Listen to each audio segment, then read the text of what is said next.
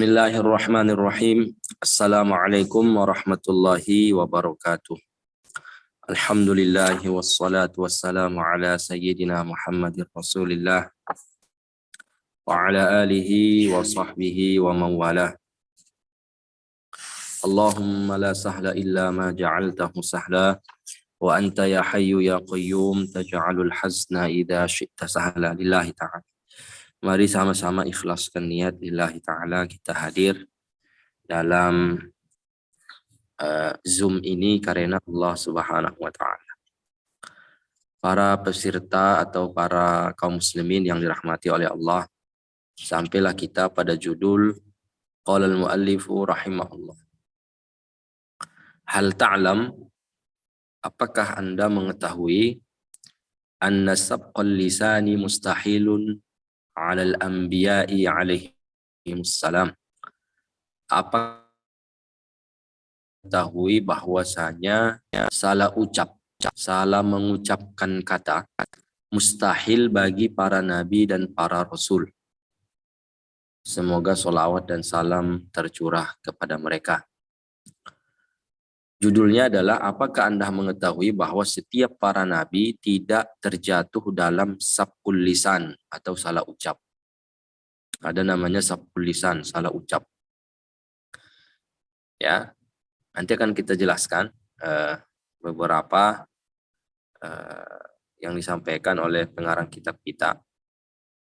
Alasannya kenapa Nabi tidak jatuh dalam sabqul lisan.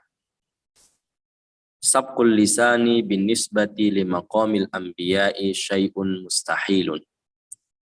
Salah mengucapkan kata bagi kedudukan para nabi dan para rasul adalah mustahil. Sesuatu yang mustahil terjadi bagi mereka. Li'annal anbiya'a qudwatun yuqtada bihim. Karena semua para nabi dan para rasul adalah panutan yang dipanuti oleh orang lain atau para umatnya. Saudara-saudara, sabqul lisan ini adalah salah satu kekurangan kepada seseorang. Apabila seseorang terjatuh dalam sabqul lisan, berarti ada kekurangan yang ada pada dirinya. Sehingga kekurangan ini jika dinisbatkan kepada para nabi dan para rasul, itu tidak layak bagi mereka atau disebut dengan mustahil. Selain para nabi dan para rasul, bisa saja sabqul lisan, yaitu salah ucap dalam mengucapkan sesuatu. Misalnya, sabqul lisan itu contohnya adalah ketika saya memiliki teman namanya Rashid misalnya. Ada juga teman saya satu lagi namanya Ramlan. Dua-duanya teman saya, sangat dekat dengan saya. Tetapi ketika saya ingin memanggil saudara teman saya ini atau teman saya yang bernama Ramlan, terucap dari mulut saya Rashid. Keinginan saya ingin memanggil nama Ramlan, tapi yang terucap dari mulut saya Rashid. Ini namanya sabqul lisan. Misal yang kedua, misalnya ketika seseorang ingin mengatakan kepada saudaranya, kamu sudah makan? Maka dijawabnya, iya, saya sudah makan. Yang ingin dia ucapkan adalah makan nasi, tapi terucap makan lontong. Dua-duanya ada di pikirannya.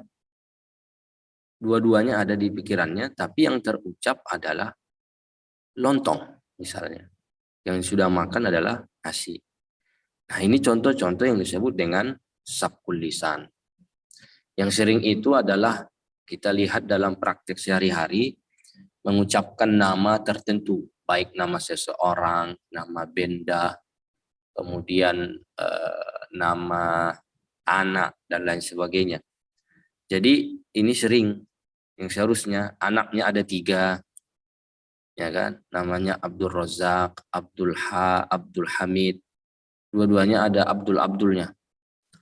Ketika ingin dipanggilnya, yang anaknya yang bernama Abdul Hamid, dua-duanya anaknya. Yang terucap Abdul Razak. Yang terucap adalah Abdul Razak. Sehingga ini dinamakan dengan sabkul lisan. Ya, ini contoh sederhana agar kita pahami apa yang disebut dengan sabkul lisan. Salah ucap. Lain yang diucapkan, lain yang diinginkan. Itu maksudnya. Padahal dia tidak ada kekuatan untuk menolak itu dan dia tidak ada keinginan untuk mengucapkan itu. Itu namanya sabkul lisan. Untuk para nabi dan para rasul ini tidak boleh. Ini mustahil bagi mereka. Kenapa? Karena sabkul lisan ini bisa saja dalam hal agama, dalam hal dunia, dalam hal pekerjaan, dalam hal sepele, dalam hal serius, bisa saja sabkul lisan. Atau yang disebut dengan salah ucap. Para nabi dan para rasul kita tahu bersama mereka diutus sebagai nabi dan rasul, sebagai pendakwah, mendakwahkan apa yang mereka diwahyukan kepada mereka. Nabi diutus oleh Allah menyampaikan apa yang diwahyukan kepadanya. Rasul juga begitu. Jadi nabi dan rasul itu sama tugasnya, yaitu menyampaikan, mendakwahkan, tabligh apa yang mereka terima dari wahyu. Jadi tidak ada perbedaan antara nabi dan para rasul, dua-duanya adalah bertabligh, yaitu menyampaikan apa yang diwahyukan kepada mereka.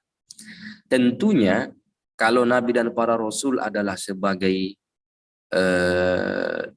mubaligh atau melakukan tabligh, maka yang disampaikan mereka itu barang tentu adalah kebanyakannya lah tentang agama.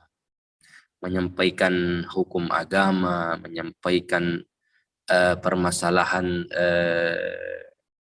kehidupan akhirat, hukum-hukum yang berlaku dan lain sebagainya, atau isi kitab suci yang ada, baik Al-Quran atau Injil atau Taurat atau Zabur pada zaman Nabi sebelumnya. Nah, ini semuanya kan adalah bagian dari syariat, bagian dari agama. Maka para nabi dan para rasul seandainya ada di antara mereka salah ucap, ya, misalnya dia ingin menyampaikan, misalnya sebagai contoh, misalnya ingin menyampaikan bahwa zina adalah haram, yang terucap dari mulutnya halal, ini akan mengurangi kedudukan kepercayaan umat kepadanya, sehingga umat akan memandang negatif kepada para nabi.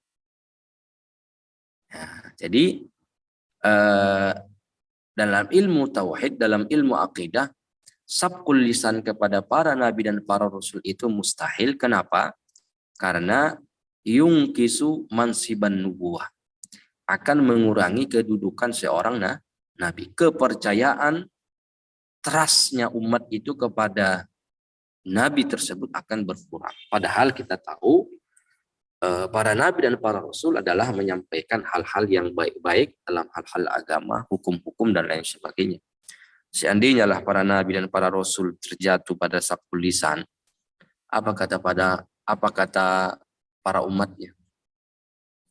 Ya, bisa saja ketika nabi menyampaikan, sebenarnya nabi bukan sabkul lisan, ketika dia menyampaikan bahwa minuman keras adalah haram, bisa saja umatnya akan mengatakan, mungkin nabi ini adalah sabkul lisan yang seharusnya diucapkan halal. Sehingga tidak akan ada hukum yang baku, yang berlaku, karena masyarakat akan mengatakan, oh ini sabkul lisan. Bisa saja nabi itu sabkul lisan. Gitu. Sehingga yang seharusnya hukumnya haram, ya mereka akan menganggap, oh itu halal. Mungkin saja nabi itu sabkul lisan. Sehingga mengurangi kepercayaan umat kepada yang disampaikan oleh nabi dan para rasul. Karena tugas utama para nabi dan para rasul adalah menyampaikan wahyu atau menyampaikan tabligh, mentablighkan apa yang diwahyukan kepada mereka dari perkara-perkara agama. Nah, ini harus dipahami. Nah, manusia biasa yang jatuh dalam sabkul lisan. Saya pribadi sering itu. Ya, apalagi kita seorang ustadz, seorang guru, seorang mubaligh, seorang asatizah, ya, seorang panutan di masyarakat. Bisa saja kita sering sabkul lisan, salah ucap namanya. Salah mengucapkan kata, salah mengucapkan kalimat yang seharusnya yang ingin dikatakan adalah A, yang terucap adalah B, tanpa sengaja dan tanpa ada eh, kemampuan untuk menolak itu. Itu namanya sabkul lisan. Nah, sabkul lisan ini mustahil kepada setiap para nabi dan para rasul. Apa ilahnya? Kenapa tidak boleh kepada nabi dan para rasul? Jawabannya li'annahu yungkisu mansiban nubuwah. Karena akan memberikan efek negatif bahwa mengurangi kedudukan seorang nabi, mengurangi kepercayaan umat kepada apa yang disampaikan oleh nabi dan para rasul. Maka ini adalah sesuatu yang tidak boleh terjadi kepada para nabi dan para rasul. Kita baca, nanti kita ulangi penjelasan ini. Ini saya dahulukan sebelum kita baca kitabnya, biar kita paham. Qala al-muallifu rahimahullah. Sabqul lisani bin nisbati li maqamil anbiya'i syai'un mustahil. Salah ucap, salah mengucapkan kata atau kalimat bagi kedudukan para nabi dan para rasul adalah sesuatu yang mustahil. Apa arti mustahil? Tidak diterima oleh akal. Artinya tidak boleh terjadi. Tidak boleh terjadi. Kenapa? Li'annal anbiya'a qudwatun yuqtada bihi. Karena semua para nabi dan para rasul adalah panutan. Ya, suri tauladan yang menjadi ikutan, jadi panutan semua para umatnya. Nah, seandainya nabi ini salah ucap, maka umatnya akan beranggapan negatif. Bisa saja yang disampaikan nabi itu adalah salah ucap, sehingga tidak akan berlaku di mata mereka hukum yang baku dari seorang nabi atau seorang rasul. Padahal setiap para nabi dan rasul adalah menyampaikan hukum tertentu, menyampaikan ajaran agama yang sudah diatur dalam syariat. Nah, ini alasannya karena para nabi dan para rasul panutan, suri tauladan, contoh dari semua aspek dari seorang nabi, perkataan, perbuatan, tingkah lakunya, ini sebagai contoh kepada umat. Seandainya seorang nabi suka sabkul lisan atau jatuh dalam sabkul lisan, maka kekurangan ini akan berlaku dan ini mustahil terjadi. Ya, kita lanjut. Falau kana yatlu'u minhum kalamun walau fi ghairi syar'iyat. Seandainya muncul perkataan atau kalam dari seorang nabi walaupun selain masalah agama, walaupun selain masalah syariat, walaupun selain masalah ajaran hukum. Ala khilafil waqi', artinya tidak sesuai dengan kenyataan. Lartafa'atis siqatu bikalamihim. Lartafa'atis siqatu bikalamihim. Maka sudah pasti akan memberikan efek negatif, mengangkat kepercayaan umat kepada Nabi. Artinya akan mengurangi kepercayaan umat kepada Nabi tersebut. Sehingga para umatnya, para umat Islam yang mengikuti Nabi tersebut akan memberikan pandangan negatif kepada para Nabi dan para Rasul tersebut. Karena jatuh dalam sabkul lisan. Jadi kepercayaan ini ya akan berkurang kepada Nabi jika terjadi sabkul lisan. Biasa contohnya seperti sampaikan tadi, ketika Nabi ingin menyampaikan hukum mencuri haram, karena umatnya meyakini Nabi jatuh dalam sabkul lisan, maka umatnya akan mengatakan, mana tahu kita, bisa saja Nabi ketika mengucapkan mencuri haram, dia sabkul lisan. Mana tahu kita, bisa saja dia sabkul lisan. Sehingga hukum itu nggak akan baku di mata umatnya atau di pandangan umatnya. Nah, ini adalah sesuatu yang mustahil terjadi. Bisa saja mereka mengatakan, bisa saja Nabi ini salah ucap, sapul lisan gitu. Maka ini sebagai umat Islam harus meyakini ini tidak akan terjadi bagi para nabi dan para rasul. Laqala qailun ma yu'minuna ayyakuna hadza minhu sabqul lisanin. Maka ketika saya contohkan tadi, ketika Nabi mengatakan hukum berzina atau hukum khamar, minuman keras adalah haram, maka salah satu di antara umatnya akan berkata, ma yu'minuna, ma yudrina. Siapa yang menjamin kita bahwa apa yang muncul dari apa yang diucapkan Nabi tersebut adalah sabqul lisan? Apa jaminan bagi kita? Artinya, mereka akan menuduh Nabi ini akan sabqul lisan. Apalagi kalau misalnya mereka adalah doyan atau sangat senang dengan keharaman itu. Minuman keras misalnya.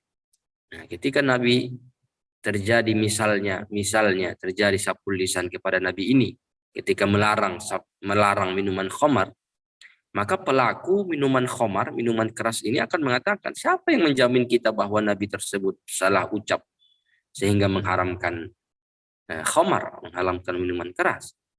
Sehingga mereka akan selalu dalam kemaksiatan, selalu dalam keburukan karena tidak ada hukum yang berlaku. Ketika itu karena mereka menganggap semuanya yang muncul dari seorang nabi bisa saja sabqul lisan atau salah ucap. Misalnya kalau di zaman dulu, di zaman Umar bin Khattab itu masih ada yang minuman keras. Masih ada di zaman dulu itu minuman keras. Misalnya lah, ya di zaman itu sangat keras mereka minuman keras. Datang Nabi mengatakan misalnya minuman keras adalah haram. Kalau mereka beranggapan bahwa Nabi jatuh dalam sabqul lisan, mereka mengatakan, itu sabqul lisan dari Nabi. Oh, itu sabqul lisan. Oh, itu namanya salah ucap. Gitu. Sehingga mereka akan selalu minuman keras. Tetapi di zaman Umar, minuman keras ini ditambah hukumannya oleh Umar bin Khattab radhiyallahu taala anhu, menunjukkan bahwa minuman keras adalah haram, tidak boleh dikonsumsi. Jadi ini adalah contoh ringan agar kita pahami yang disebut dengan salah ucap atau sabqul lisan. Qala al-muallif rahimahullah wa laqala qailun 'indama yuballighuhu kalamun atau yablughuhu kalamun 'anin nabiy sallallahu alaihi wasallam. Maka niscaya seandainya orang meyakini nabi jatuh dalam sabqul lisan, maka niscaya ada di antara mereka yang akan mengatakan ketika sampai kepada mereka perintah atau kalam dari Nabi. Mereka akan mengatakan, ma yudrina annahu yakunu qalahu ala wajhi sabqil lisan. Siapa yang mengetahui di antara kita bahwa Nabi tersebut mengucapkannya dalam keadaan sabqul lisan? Siapa yang jamin? Gitu. Siapa yang bisa jamin bahwa itu adalah bukan sabqul lisan atau sabqul lisan? Gak ada jaminan gitu. Sehingga orang gak akan taat kepada Nabi, tidak akan patuh kepada ajaran Islam, tidak akan mengikuti hukum-hukum yang berlaku. Karena setiap sesuatu yang keluar dari mulut Nabi, mereka akan mengatakan bisa saja itu sabqul lisan, bisa saja itu salah ucap Nabi begitu. Sehingga akan terjadi faudo, akan terjadi amburadul, akan terjadi keonaran, akan terjadi ketidakharmonisan, akan terjadi ketidakpatuhan, bahkan tidak akan beriman kepada Nabi kalau terjadi sabqul lisan tadi. Nah, inilah maka sangat-sangat berefek negatif kalau seandainya diyakini, seandainya terjadi sabqul lisan kepada Nabi atau para Rasul. Na'udzubillah. Nah, ini harus dipahami, ya. Ini harus dipahami. Kita tahu bersama semua para nabi adalah bersifat siddiq, amanah, tabligh, patonah. Itu sering kalau di Indonesia, ya kan? Ya, sering kita sampaikan. Salah satu sifat Nabi itu adalah terpercaya, jujur, ucapan, perbuatan. Jujur, ucapan, perbuatan. Tidak pernah berbohong, tidak pernah mengatakan yang berbeda dengan kenyataan. Nabi selalu jujur. Gitu. Ini harus dipahami. Nah, seandainya terjadi sabkul lisan kepada Nabi, maka tentunya sifat jujur ini akan kontradiksi dengan sabkul lisan. Ya, sabkul lisan. Makanya ini harus dipahami, tidak akan terjadi sabkul lisan kepada Nabi atau para Rasul. Kita lanjut. Qala al-muallif sawa'un kana al-kalamu bisyar'iyati awil adiyat. Jadi ini harus catatan besar. Setiap para nabi dan para rasul sama sekali tidak akan jatuh di dalam hal sabkul lisan. Baik dalam permasalahan syariat atau permasalahan dunia biasa. Permasalahan biasa. Tidak akan jatuh dalam sabkul lisan. Ya, nah ini harus dipahami. Jadi kita selain Nabi, kita, saya dan kita semuanya, kita bisa saja jatuh dalam sabkul lisan karena kita bukan Nabi, kita bukan Rasul. Ya, jadi Nabi dan para Rasul semuanya tanpa terkecuali dari Nabi Adam sampai Nabi Muhammad alaihi wassalatu wassalam, tak ada satupun di antara mereka yang jatuh dalam kategori sabkul lisan. Ya, baik dalam permasalahan syariat tentang hukum agama, tentang hukum-hukum yang berlaku dan lain sebagainya, atau permasalahan duniawi, permasalahan duniawi, masalah kerja, masalah rumah tangga, masalah perkebunan, pertanian, itu kan masalah dunia. Nabi tidak akan salah ucap. Nabi tidak akan salah ucap. Kenapa?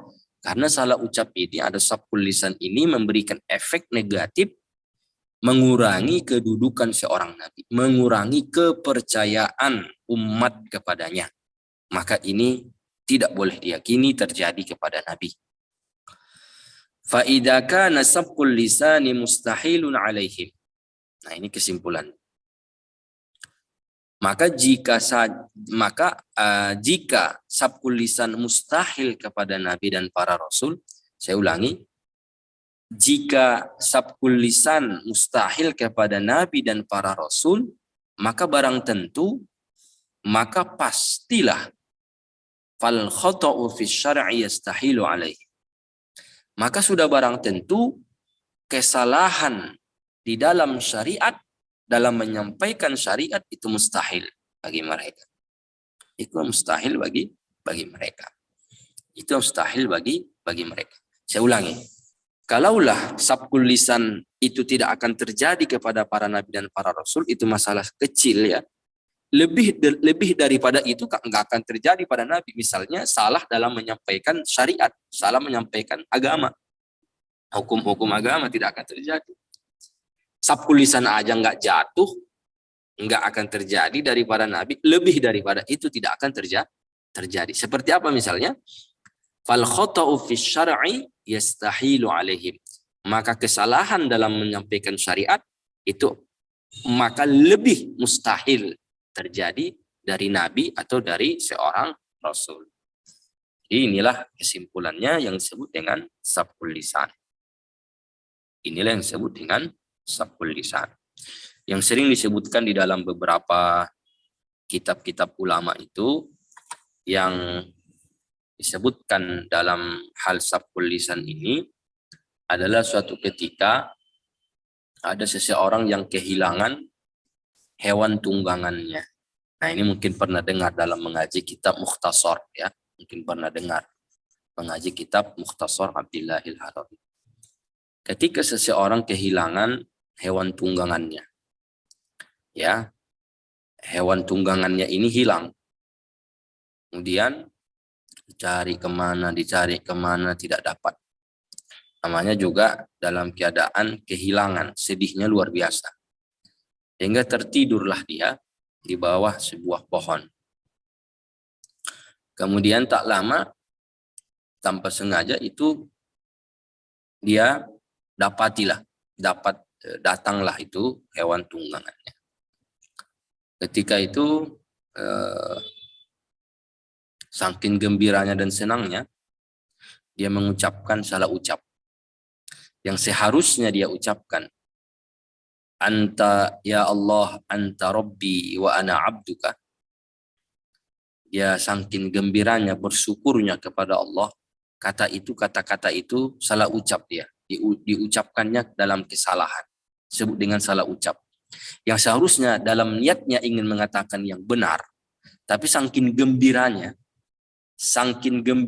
keluar sesuatu yang tidak yang dia inginkan. Itu namanya sabqul lisan.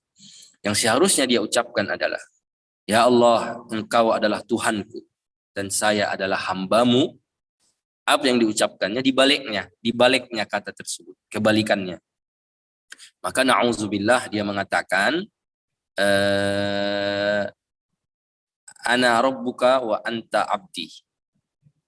Nah itu kan kesalahan sabqul lisan. Jadi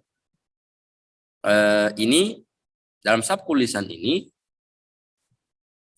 ya, seseorang dalam keadaan ini la mu'akhazata, dia tidak mendapatkan apa-apa. Cuma sabqul lisan seperti ini tidak akan terjadi kepada para nabi dan para rasul. Nah, inilah dalam kajian-kajian itu sering disampaikan. Saudara-saudara kaum muslimin yang dirahmati oleh Allah, ini sangat penting judul ini. Kenapa? Karena ada orang, ini sudah meninggal orangnya. Ya, karena ada sebagian orang yang mengaku sampai derajat mujtahid, sampai derajat ilmunya tinggi. Ketika dinasihati bahwa dia jatuh dalam kesalahan dalam agama, hidup ini kan kita saling menasihati. Wa tawasau bil haqqi wa tawasau bis sabri. Kita saling menasihati. Kalau saya salah, silahkan nasihati. Kalau Anda salah, bersedia untuk dinasihati. Hidup ini nasihat menasihati.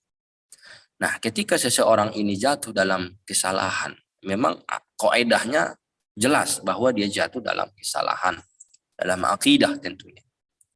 Ketika dinasihati dengan cara lembut, dengan cara tertentu, dengan cara yang baik, dengan cara yang bil ahsan, dengan lebih baik, tetap tidak terima. Bahkan menyombongkan diri, membanggakan diri, merasa berat untuk menerima nasihat tersebut. Takabur lah namanya. Sehingga karena dalam keadaan seperti itu, dia mengatakan begini. Katanya, Nabi saja salah, apalagi saya. Jadi dia membandingkan dirinya dengan Nabi. Memposisikan dirinya dengan Nabi. Tetapi dalam posisi mengatakan Nabi dalam keadaan salah. Na'udzubillah. Nah ini salah. Gak boleh kita yakini. Seolah-olah dia mengatakan Nabi saja salah dalam menyampaikan syariat. Lebih-lebih saya adalah manusia biasa. Dia bisa saja jatuh dalam kesalahan. Nah ini kan tidak boleh diyakini. Nabi tidak pernah jatuh dalam masalah syariat. Tidak pernah salah menyampaikan dalam masalah syariat.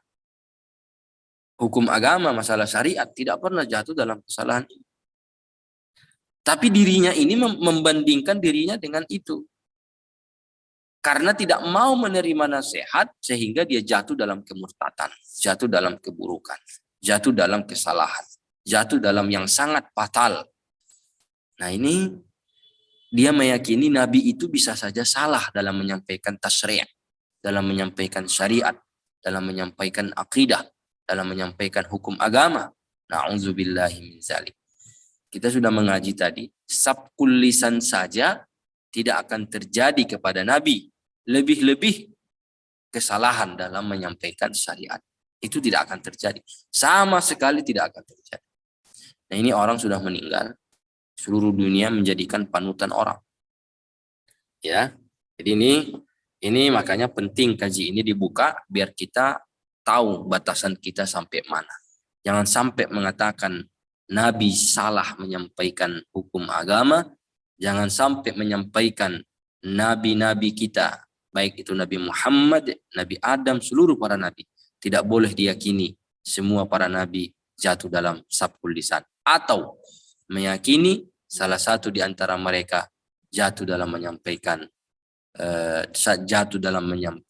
hukum-hukum agama. Ya, jadi ini tidak boleh diyakini. Ya, kenapa? Karena tadi illah terberatnya itu apa? Karena kalau diyakini Nabi dan Rasul jatuh dalam sabqul lisan, lartafa'atis siqatu.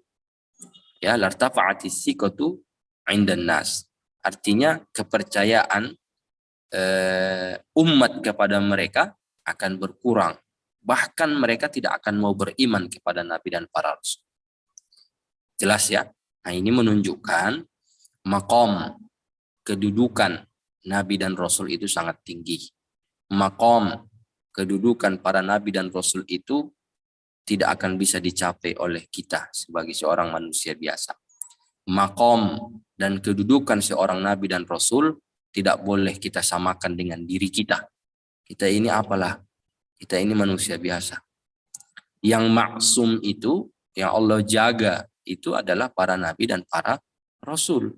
Selain para Nabi dan para Rasul, bisa saja berpotensi jatuh dalam maksiat, jatuh dalam kesalahan, jatuh dalam sabqul lisan. Jadi di sini juga ada titik poin yang penting harus diingat. Kita jangan ta'assub kepada pribadi seseorang. Ta'assublah, fanatiklah dalam kebenaran, bukan kepada pribadi seseorang. Saya ingatkan, fanatiklah dalam hal hukum agama, fanatiklah dalam kebenaran, benarnya hukum, kebenaran agama. Jangan fanatik karena dia gurumu, karena seseorang. Kenapa? Karena kalau sudah fanatik terhadap orang, kebenaran akan disampingkan. Ini yang sering terjadi di masyarakat. Maka pesan saya pada hari ini, fanatiklah dalam kebenaran, jangan fanatik kepada individual, kepada seseorang. Kalau kau dahulukan fanatik kepada seseorang, kemudian tidak pandang bulu apa yang diucapkan orang ini, kamu akan membelanya mati-matian. Sama saja seseorang ini mengucapkan hal syariat yang baik atau yang buruk. Sama saja dia berbohong atau tidak berbohong, kamu tetap membelanya. Karena kamu fanatiknya bukan kebenaran, bukan terhadap kebenaran, tetapi terhadap orang individual tersebut. Sehingga ketika kita nasihati bahwa misalnya ini sebagai gurunya, kita nasihati ini gurumu jatuh dalam maksiat, jatuh dalam kesalahan. Oh, dia nggak akan terima. Nggak mungkin guru saya jatuh dalam maksiat. Dia akan mengatakan, nggak mungkin guru saya salah. Nggak mungkin dia mengatakan, ya derajatnya tinggi, jamaahnya banyak. Nah, ini yang terjadi. Kenapa? Fanatiknya bukan kepada agama. Fanatiknya, ya, ta'assubnya bukan kepada syariat, tetapi individual tertentu. Ingat kaidahnya. Al-Ma'sum itu para nabi dan para rasul. Yang Allah jaga. Itu para nabi dan para rasul. Manusia biasa seperti kita, bahkan seorang wali sendiri, bisa jatuh dalam keadaan maksiat. Seorang wali. Boro-boro kita yang Allah yuslih halana. Boro-boro seseorang yang banyak dosanya. Kita yang banyak dosa. Seseorang yang banyak dosa. Ya. Jadi dia akan berpotensi jatuh dalam kesalahan. Tetapi kita mengatakan kaidahnya at-ta'assub, ya. Fanatiklah dalam kebenaran hukum agama siapapun orangnya. Jangan fanatik kepada individual. Kenapa? Karena kalau kau berpegangan seperti ini, kamu akan proporsional, kamu akan objektif. Ya, karena mizan kita itu adalah hukum agama. Mizan kita itu ilmu agama, bukan kecintaan pribadi kepada seseorang. Kan ini yang sering terjadi di masyarakat.